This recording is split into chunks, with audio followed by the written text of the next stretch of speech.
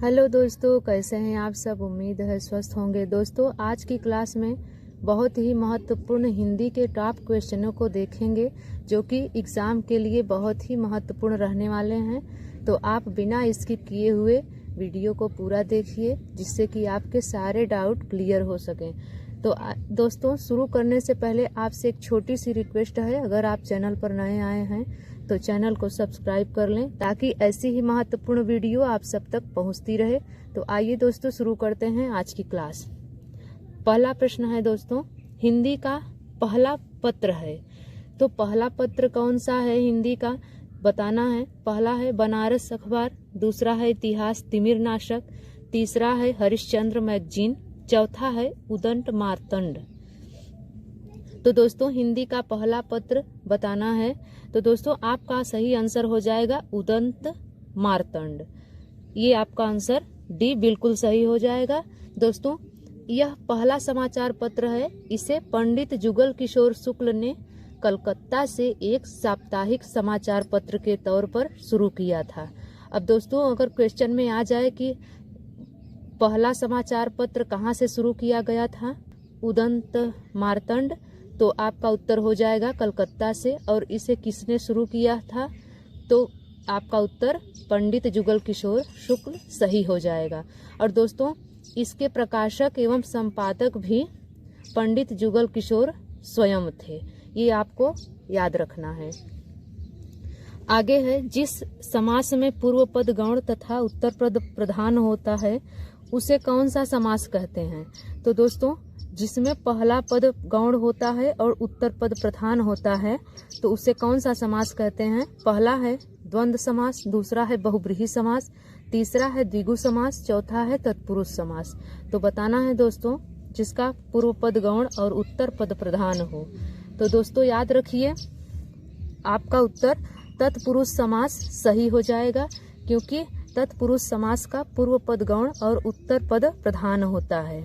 और दोस्तों, जैसे रसोई घर में कौन सा समास है, तो आपका तत्पुरुष समास होता है। और समास कितने प्रकार के होते हैं वो भी आप जान लीजिए। समास 6 प्रकार के होते हैं। अव्ययी भाव समास, द्विगु समास, द्वंद्व समास, बहुब्रीहि समास, तत्पुरुष समास और कर्मधारय समास। यह 6 प्रकार के समास होते हैं। आगे है दोस्तों, बिनु पग चले सुनय बिनु काना, कर बिनु करे कर्म विधि नाना। इसमें अलंकार है। तो दोस्तों, बताना है कि इसमें कौन सा अलंकार है। पहला है असंगति अलंकार, दूसरा है विशेषोक्ति अलंकार, तीसरा है दृष्टांत अलंकार और चौथा है विभावना अलंकार। दोस्तों, याद रखिए इसमें कहा क्या गया है, बिनु पग चले सुनय बिनु काना, यानी बिना पग के चल सकता है और बिना कान के सुन भी सकता है। तो क्या बिना पग के कोई चल सकता है, तो आपका आंसर होगा नहीं। बिना कान के कोई सुन सकता है, अर्थात नहीं सुन सकता है। तो दोस्तों, यदि बिना कारण के कोई कर्म हो जाता है, कोई कार्य हो जाता है बिना कारण के, तो वहां पर विभावना अलंकार होता है। इसलिए आपका डी उत्तर विभावना अलंकार बिल्कुल सही हो जाएगा। आगे है, चोर का विलोम शब्द है। तो चोर का विलोम शब्द क्या है। पहला है रहमदिल, दूसरा है ईमानदार, तीसरा है साधु, चौथा है महान। तो दोस्तों, बताइए आप इसका क्या आंसर सही होगा। तो दोस्तों, चोर का विलोम शब्द सही हो जाएगा आपका सी आंसर, यानी कि साधु। अब अगर रक्षक की विलोम की बात की जाए, अगर रक्षक शब्द है उसका विलोम, तो उसका विलोम भक्षक हो जाएगा। अगर लिखित शब्द है उसका विलोम क्या होता है, तो लिखित शब्द का विलोम मौखिक हो जाता है। तो इस प्रकार से चोर का विलोम साधु हो जाएगा। आगे है, गेहूं शब्द का निम्न में से तत्सम शब्द क्या है। तो दोस्तों, तत्सम शब्द किसे कहते हैं वो भी आप जान लीजिए। तत्सम शब्द वह शब्द है जो संस्कृत का शब्द होता है। तो दोस्तों, इसमें बताना है गेहूं शब्द का तत्सम शब्द कौन सा है। तो पहला है गोहुम, दूसरा है गोधूम, तीसरा है गेहूं और चौथा है गोधूम। तो दोस्तों, आपका सही आंसर बी सही हो जाएगा। गेहूं का तत्सम शब्द गोधूम होता है। आगे है दोस्तों, किस युग में कामायनी की रचना की गई। पहला है छायावाद, दूसरा है प्रयोगवाद, तीसरा है प्रगतिवाद और चौथा है रहस्यवाद। तो दोस्तों, कामायनी की रचना की गई।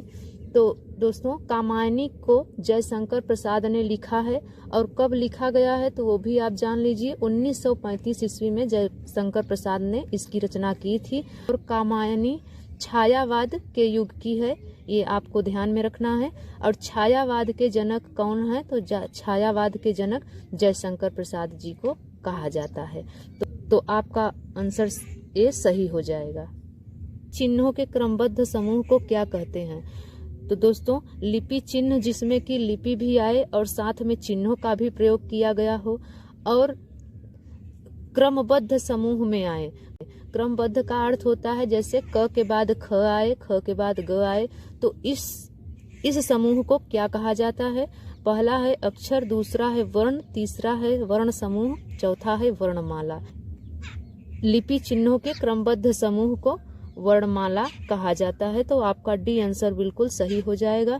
और दोस्तों अगर स्वर की बात की जाए तो स्वर 11 होते हैं और व्यंजन की संख्या की बात की जाए तो व्यंजन 33 होते हैं। आगे है सूफी संतों की शैली है, तो बताना है दोस्तों सूफी संतों की शैली कौन सी होती है? गजल, दूसरा है मसनवी, तीसरा है तजुर्मा और चौथा है मरसिया। तो दोस्तों याद रखिए सूफी संतों की शैली मसनवी होती है और यह उर्दू साहित्य में मसनवी शैली आती है और इसके हर चरण में 2-2 चरण होते हैं। इसलिए तो आपको ध्यान रखना है कि सूफी संतों की शैली मसनवी शैली होती है। आगे है एक से अधिक वर्णों के मेल को क्या कहते हैं? एक से अधिक वर्णों के मेल को व्यंजन कहा जाता है। आपका उत्तर सी बिल्कुल सही हो जाएगा। आगे है हिंदी में ध्वनियाँ कितने प्रकार की होती हैं? तो दोस्तों हिंदी में अगर ध्वनियों की बात की जाए तो ध्वनियाँ 2 प्रकार की होती हैं और कौन कौन सी होती हैं तो ये भी आप जान लीजिए। ध्वनियाँ लिखित ध्वनि होती है और एक मौखिक होती है। तो दोस्तों ध्वनियाँ 2 प्रकार की होती हैं, लिखित और मौखिक। तो आपका आंसर ए बिल्कुल सही हो जाएगा।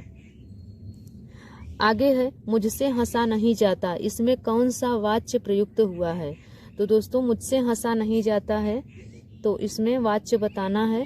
तो पहला है कर्तृवाच्य, दूसरा है कर्मवाच्य, तीसरा है भाववाच्य और चौथा है इनमें से कोई नहीं। तो दोस्तों आपको ध्यान में रखना है वाच्य 3 प्रकार के होते हैं।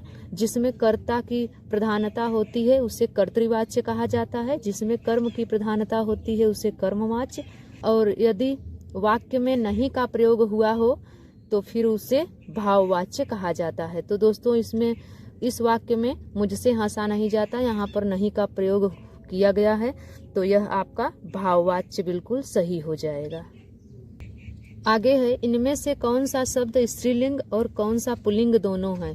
तो दोस्तों इसमें से बताना है कौन सा ऐसा शब्द है जो स्त्रीलिंग और पुल्लिंग दोनों है। पहला है धार, दूसरा है हार, तीसरा है तार और चौथा है वार। तो दोस्तों इसमें से हार ऐसा शब्द है जो कि स्त्रीलिंग और पुल्लिंग दोनों है। जैसे कि हार वो होती है जो एक जीत वाली हार होती है और दोस्तों दूसरी हार वो होती है जो माला होता है।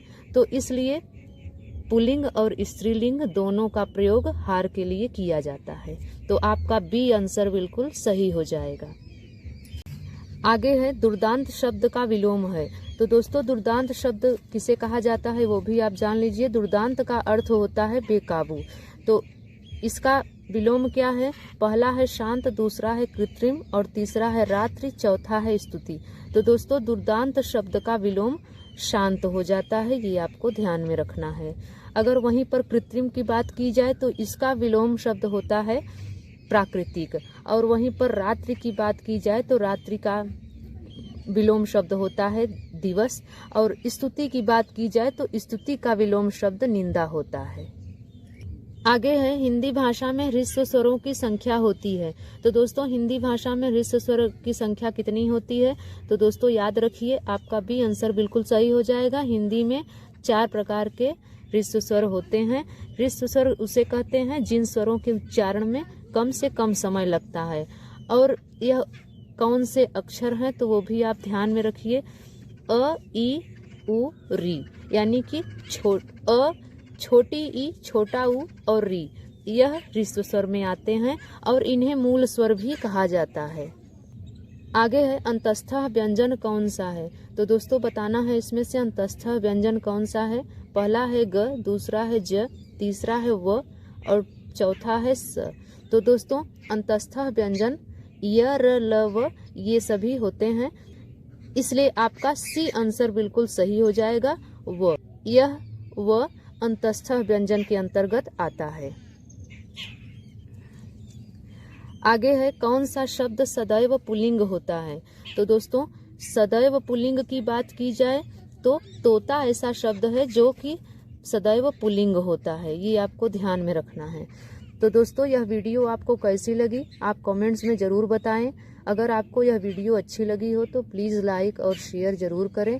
तो मिलते हैं दोस्तों अगली वीडियो में, तब तक के लिए नमस्कार।